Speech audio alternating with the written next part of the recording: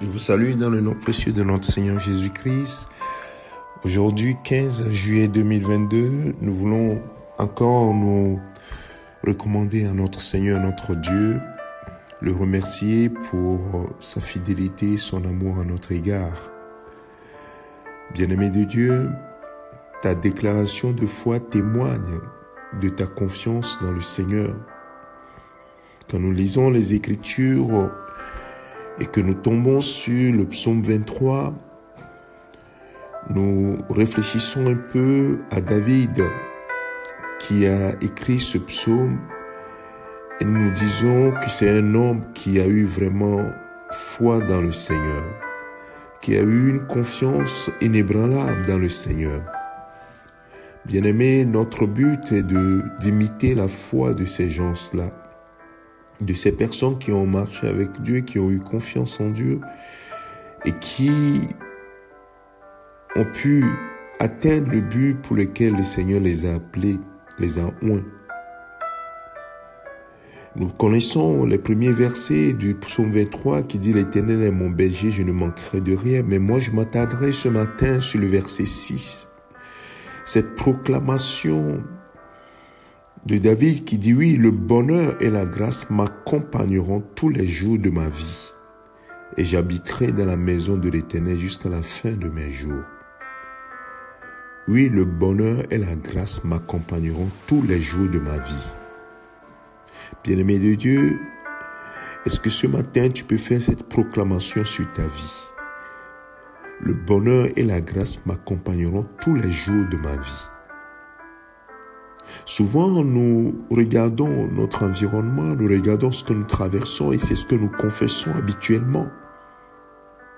Mais si David a confiance en son berger, il a même dit « Je ne manquerai de rien » parce que lui pourvoit mes besoins. Quand j'ai besoin de quelque chose, il vient à mon secours. Oui, le bonheur et la grâce m'accompagneront tous les jours de ma vie. Je prie que ce matin, ce soit la déclaration de quelqu'un, de quelqu'une. Que cette déclaration soit ton partage. Commence à proclamer de telles paroles de foi sur ta vie, mon frère, ma sœur. Et cesse de penser le pire. Proclame ces genres de paroles sur ton foyer, sur ta maison, sur tes enfants, sur ta vie. Et arrête de toujours penser au pire dans ta vie. Ce matin, ma prière est que le Saint-Esprit ouvre tes yeux sur la fidélité de celui qui est appelé l'alpha et l'oméga, celui qui n'a jamais changé, en qui il n'y a point d'ombre de variation. La Bible dit qu'il est le même hier, aujourd'hui, éternellement. Il n'a pas changé. S'il dit qu'il va faire quelque chose, il va le faire. Alors, prends confiance. Donne-toi véritablement ce devoir de lui faire confiance et de proclamer, non pas tes pensées, ta peur, mais de proclamer véritablement ce qu'il a dit et ce qu'il est capable de faire et ce qu'il peut faire dans ta vie. David dit ici, oui, le bonheur et la grâce m'accompagneront tous les jours de ma vie. Ô Père, ce matin, je voudrais que cette parole soit mon partage. Oui, le bonheur et la grâce m'accompagneront tous les jours de ma vie. Je le proclame, je le déclare ce matin. Parce que tu es l'Éternel, mon rocher, mon appui, ma forteresse, le Dieu en qui j'ai mis ma confiance.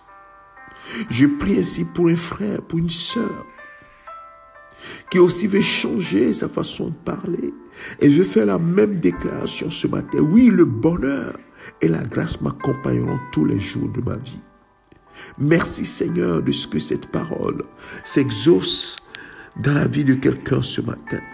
Oui, le bonheur et la grâce accompagneront son foyer, accompagneront ses enfants, accompagneront son travail, accompagneront sa vie.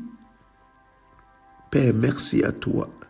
Tu veux que tes enfants aient confiance en toi. Et ce matin, nous voulons bâtir encore cette confiance en toi en nous appuyant, Seigneur, sur ces témoignages de David, ton serviteur. Que toute la gloire te revienne, ô mon Seigneur et mon Dieu. Merci Père, au nom de Jésus-Christ, notre Seigneur, nous avons ainsi prié.